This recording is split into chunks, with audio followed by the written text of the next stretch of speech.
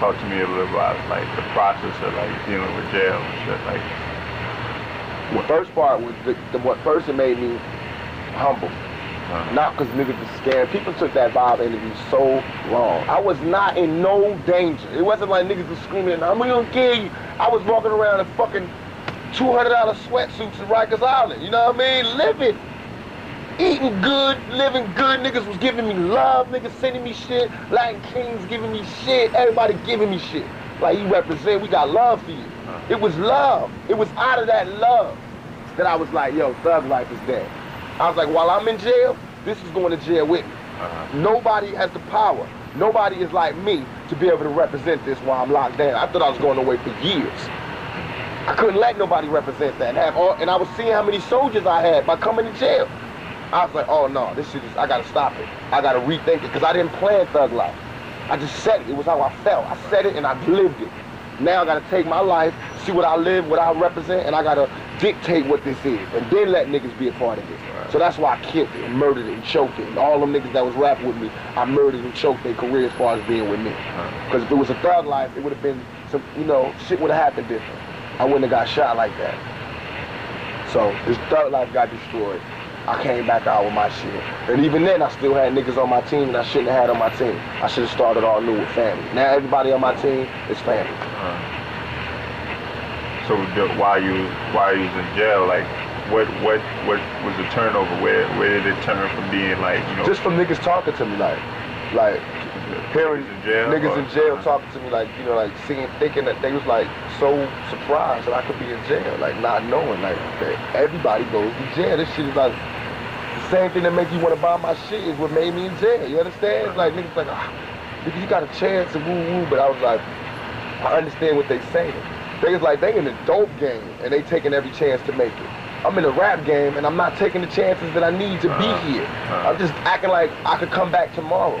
And that's what I thought. I thought because I was raw, that I thought because I had talent in my heart.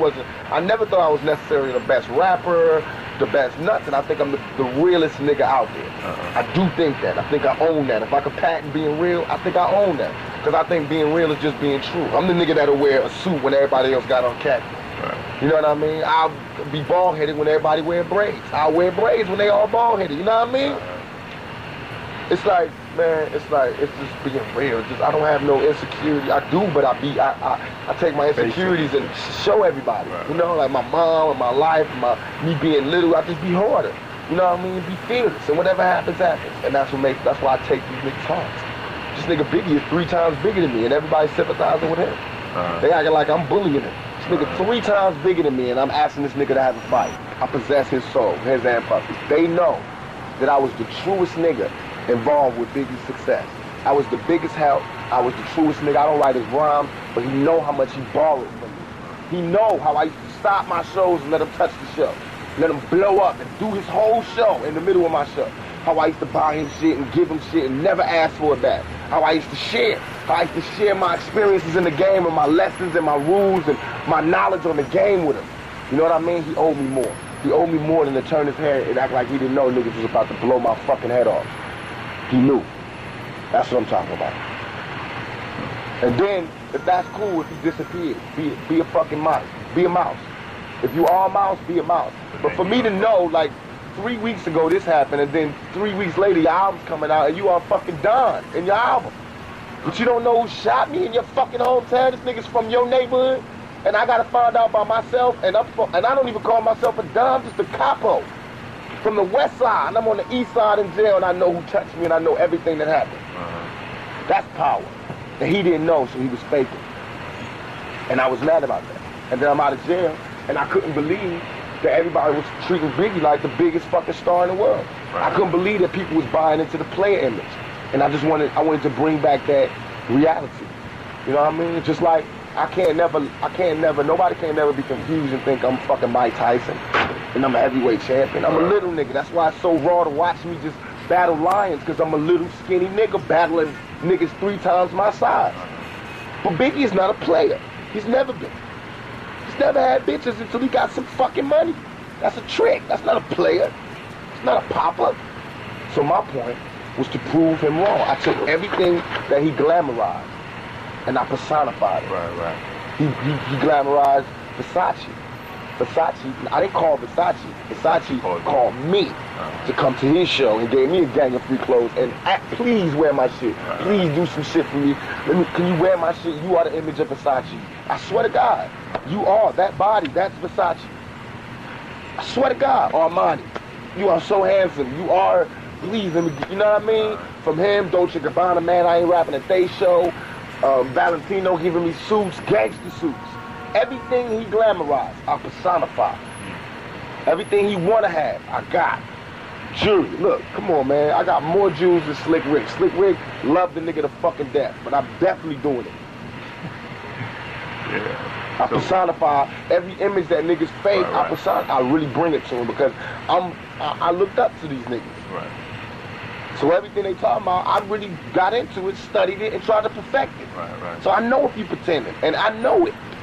The same thing they love about me, they gotta admire, and you know, but they forgot. Vicky forgot that same shit that made him want to kick it with me is the same shit that's whooping his ass right now. Right. And that's why when he talks, you can hear it in his interviews.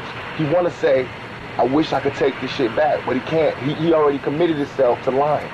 So now the only thing he can do is act like he don't know what the fuck is going on and listen to it. Think. People have to think. If this was happening for real, would this be your reaction? Right. Unless you was guilty. And all that shit about my homeboys telling me, you know, don't sweat that. You know, he's dissing me, but all my friends telling me not to. Oh, so you're following now? So you a follower now? Why didn't your homeboys tell you not to make rhymes when you shooting pregnant babies in the stomach? You know what I mean? That's why niggas was like, why'd you say that on the end of your record?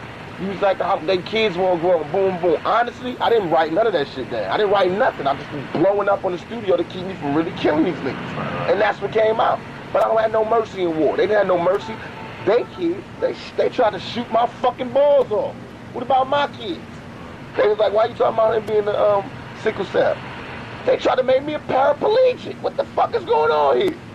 Why is that sacred? You know what I mean? That's not sacred in war. I was in Rikers giving these niggas love, Mobb Deep. The guard knew him. I was like, tell them niggas I love them niggas. You tell my shorty, yo, them niggas is down, man. When they did that, they proved that they was really just little niggas. Just little niggas that want to be heard. I used to be a little nigga. I know where they at. I know they can't touch me. That's why I can destroy them so fast. Soon, nobody will be, they not going to believe this shit. I said it in the beginning that I was going to take these niggas out the game, and sure enough, I will. Already people can't look at Biggie and not laugh. I took every piece of his power. I heard that shit.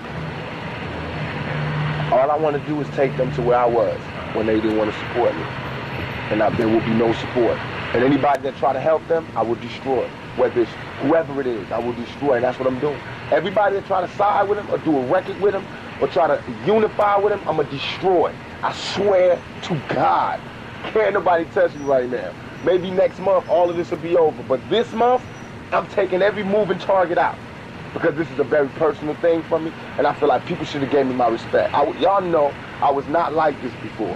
I did not attack people. I was not on no East Coast, West Coast. I was the major bridge between the East Coast and the West Coast.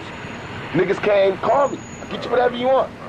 So this is very serious. It's like if America sent an ambassador to Iran and he get murdered, Iran got problems, and Iran should know that. And that's what I feel about New York. They should know that. Separate yourself from this nigga, and that's what's going to show, and they already do it. I got niggas in jail. I got niggas out there, but it's like the media is pumping it like East Coast, West Coast. So some of these niggas that's old and whose careers is through, you know what I mean? Like De La Soul, they can come out and talk that Renaissance shit and try to clean up hip hop. See, I'm all for positivity. I'm all for change. But I'm not for niggas masquerading. You haven't sold no records, your shit ain't popping, don't come in here and start criticizing as your comeback. That's wrong. Y'all, you know how hard it is. You know how you felt when you didn't have no money and no record deal. Why you gonna try to destroy another nigga career? Don't do that. Represent by example. And if you truly had a better lifestyle, then you'll get 5 million sales. I'm not saying my lifestyle is the best. I'm saying this is the